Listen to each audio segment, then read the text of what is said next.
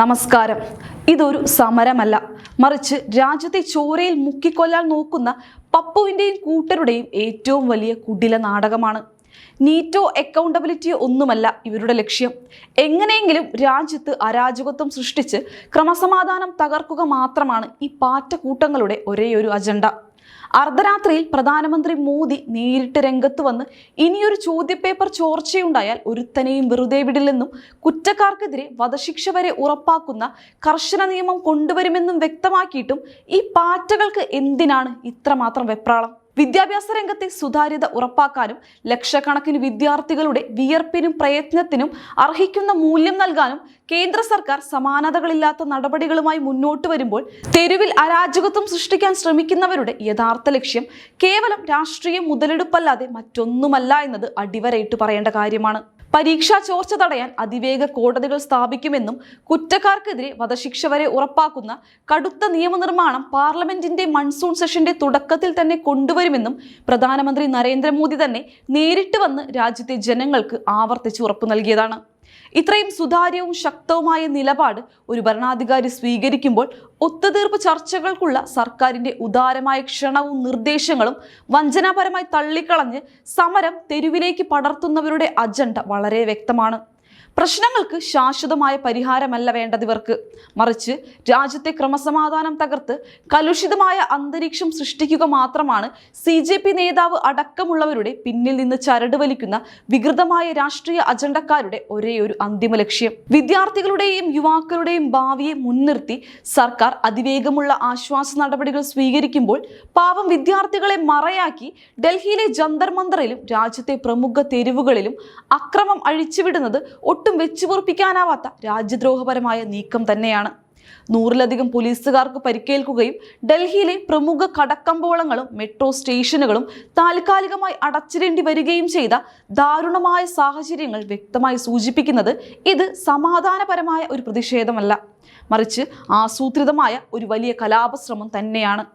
വിദേശത്തു നിന്നും മറ്റ് അജ്ഞാത സ്രോതസ്സുകളിൽ നിന്നും ദിനം പ്രതി കോടിക്കണക്കിന് രൂപ ഒഴുകിയെത്തുന്നു എന്ന ആരോപണങ്ങൾ ഇതിന് പിന്നിലുള്ള കറുത്ത കരങ്ങളെക്കുറിച്ചുള്ള വലിയ സംശയങ്ങൾക്ക് വഴി തുറക്കുന്നുണ്ട്. രാജ്യത്തിന്റെ നിലവിലെ സമാധാനാന്തരീക്ഷം തകർക്കാൻ ഇത്തരത്തിൽ അനാവശ്യ പ്രക്ഷോഭങ്ങൾക്ക് കോടികൾ ഒഴുക്കുന്ന സ്വാർത്ഥ ശക്തികളെയും അവരുടെ കുപ്രസിദ്ധ ഏജന്റുമാരെയും കൃത്യമായി കണ്ടെത്തി നിയമത്തിന് മുന്നിൽ കൊണ്ടുവരേണ്ടത് രാജ്യത്തിന്റെ സുരക്ഷയ്ക്ക് തന്നെ ഏറ്റവും അത്യാവശ്യമായ ഒരു കാര്യമാണ്. സർക്കാരിന്റെ ആശ്വാസ നടപടികളെയോ ആത്മാർത്ഥമായ നിർദ്ദേശങ്ങളെയോ കാണാതെ കേവലം കേന്ദ്ര വിദ്യാഭ്യാസ മന്ത്രി ധർമ്മേന്ദ്ര പ്രധാന്റെ രാജി എന്ന ഒരൊറ്റ ആവശ്യത്തിൽ പിടിച്ചു തൂങ്ങി സമരം അനാവശ്യമായി നീട്ടിക്കൊണ്ടുപോകുന്നത് കേവലം വ്യക്തിഹത്യയും അതിലൂടെ അനാവശ്യ രാഷ്ട്രീയ സമ്മർദ്ദം രൂപപ്പെടുത്തിയെടുക്കാനുള്ള കൊടിയ തന്ത്രവുമാണ്.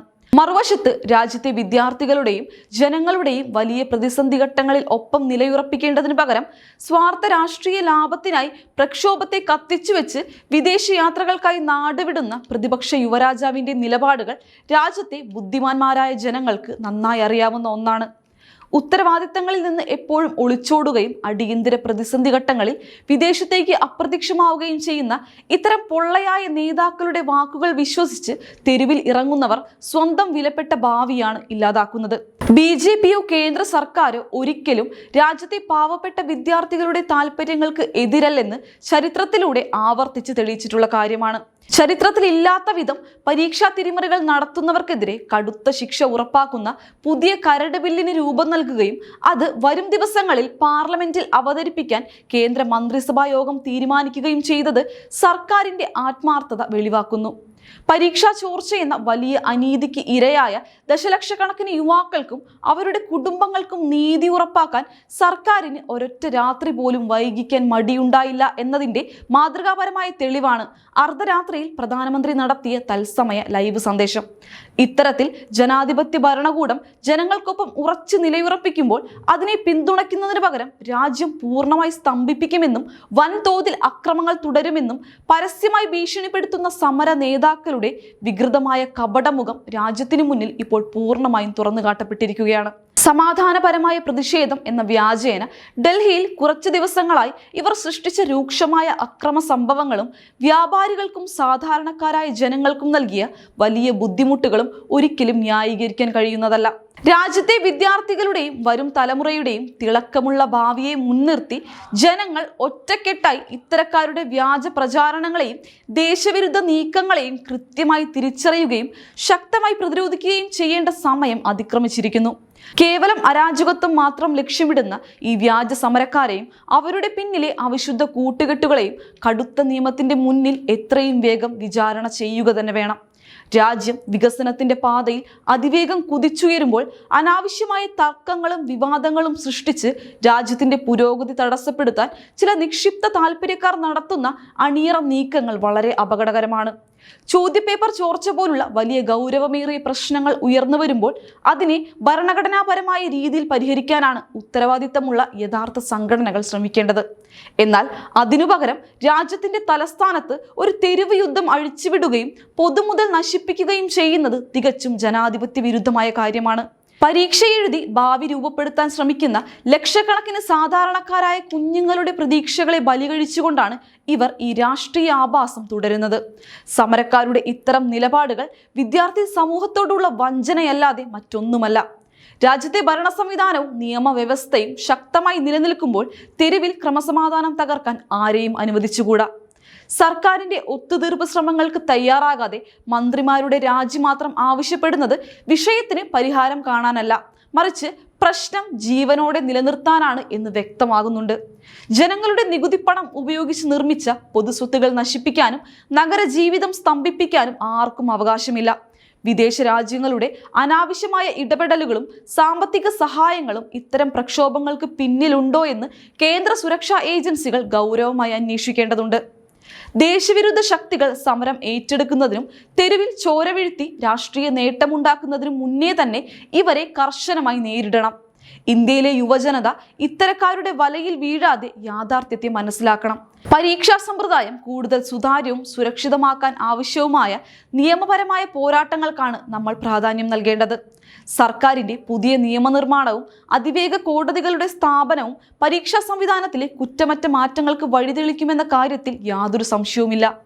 മൺസൂൺ സെഷനിൽ പാർലമെന്റിൽ വരാൻ പോകുന്ന കടുപ്പമേറിയ ബില്ല് പരീക്ഷാ മാഫിയകളെ പൂർണ്ണമായും തുടച്ചു നീക്കാൻ പര്യാപ്തമായിരിക്കും. പരീക്ഷാ തിരിമറി നടത്താൻ ശ്രമിക്കുന്ന ഏതൊരാൾക്കും ഇതൊരു വലിയ പാഠമായി മാറും. അതുകൊണ്ട് തന്നെ രാജ്യത്തെ സംരക്ഷിക്കാനും യുവജനങ്ങളുടെ താല്പര്യങ്ങൾ സംരക്ഷിക്കാനും സർക്കാർ എടുത്തു ചാടാതെ എടുത്ത ദീർഘവീക്ഷണമുള്ള തീരുമാനങ്ങൾക്ക് നാം ഒപ്പം നിൽക്കണം. ഇത്തരം രാജ്യദ്രോഹ നാടകങ്ങളെ തുറന്നുകാട്ടാനും സത്യം ജനങ്ങളിൽ എത്തിക്കാനും നമ്മൾ തയ്യാറാകണം. അക്രമത്തിന്റെയും അരാജകത്വത്തിന്റെയും പാതയിലൂടെ സമാധാനം കെടുത്താൻ ശ്രമിക്കുന്ന രാഷ്ട്രീയ കളിപ്പാവകൾക്ക് രാജ്യം അർഹിക്കുന്ന മറുപടി നൽകുക തന്നെ ചെയ്യും. രാജ്യത്തിന്റെ ഭാവി സുരക്ഷിത കരങ്ങളിലാണ് എന്ന് ഓരോ പൗരനും ഉറച്ചു വിശ്വസിക്കാം. ഇത്തരം നിർണായകമായ പ്രതിസന്ധി ഘട്ടങ്ങളിൽ സമാധാനവും ക്രമസമാധാനവും പാലിക്കേണ്ടത് രാജ്യത്തിലെ ഓരോ പൗരന്റെയും പ്രഥമവും പ്രധാനവുമായ കടമയാണ്. സമരം ചെയ്യുന്ന വിദ്യാർത്ഥികളുടെ യഥാർത്ഥ ആവശ്യങ്ങൾ സർക്കാർ അനുഭാവപൂർവ്വം പരിഗണിക്കുമ്പോഴും അതിനെ രാഷ്ട്രീയ മുതലെടുപ്പിനായി ദുരുപയോഗം ചെയ്യുന്ന കപട നേതാക്കളെ നാം ഒറ്റപ്പെടുത്തേണ്ടതുണ്ട്. ജനാധിപത്യപരമായ പ്രതിഷേധങ്ങൾ എപ്പോഴും സ്വാഗതാർഹമാണെങ്കിലും അതിന്റെ മറവിൽ രാജ്യത്തെ അസ്ഥിരപ്പെടുത്താൻ ശ്രമിക്കുന്ന ശക്തികൾക്ക് ശക്തമായി തിരിച്ചടി നൽകാൻ ഭരണകൂടവും ജനങ്ങളും ഒന്നിച്ചു നിൽക്കണം. വിജ്ഞാനവും അധ്വാനവും കൊണ്ട് നമ്മുടെ രാജ്യം കെട്ടിപ്പടുക്കുന്ന യുവതലമുറയെ ഇത്തരം തെറ്റായ വഴികളിലേക്ക് നയിക്കുന്ന പ്രതിലോമ ശക്തികളിൽ നിന്നും സംരക്ഷിക്കുക എന്നത് ഇന്നത്തെ കാലഘട്ടത്തിന്റെ അത്യാവശ്യമാണ്. രാജ്യത്തിന്റെ വികസന കുതിപ്പിന് തടസ്സം നിൽക്കാൻ ശ്രമിക്കുന്ന ഏത് അനാവശ്യ നീക്കങ്ങളെയും നമ്മൾ ഒറ്റക്കെട്ടായി പരാജയപ്പെടുത്തണം. നാളത്തെ വാഗ്ദാനങ്ങളായ വിദ്യാർത്ഥികളുടെ ഭാവി വെച്ച് കളിക്കുന്ന ഒരു മാഫിയയെയും നിലനിൽക്കാൻ അനുവദിക്കില്ലെന്ന സർക്കാരിന്റെ ദൃഢനിശ്ചയം ഏറെ പ്രശംസനീയമാണ്. ചോദ്യപേപ്പർ ചോർച്ചയ്ക്ക് പിന്നിൽ പ്രവർത്തിച്ച കറുത്ത കരങ്ങളെ എത്രയും വേഗം പിടികൂടി മാതൃകാപരമായ ശിക്ഷ നൽകുമെന്ന ഉറപ്പ് പാലിക്കപ്പെടുക തന്നെ ചെയ്യും. ജനാധിപത്യവും നിയമവാഴ്ചയും തകർക്കാൻ നോക്കുന്നവരുടെ കൊതിക്കെറിവുകൾക്ക് മുന്നിൽ വീണുപോകാതെ രാജ്യം കൂടുതൽ കരുത്തോടെ മുന്നോട്ട് പോവുക തന്നെ ചെയ്യും. പ്രതിപക്ഷവും ചില നിക്ഷിപ്ത താല്പര്യക്കാരും ഉയർത്തുന്ന വ്യാജ പ്രചാരണങ്ങൾക്ക് ആയുസ് വളരെ കുറവാണ്.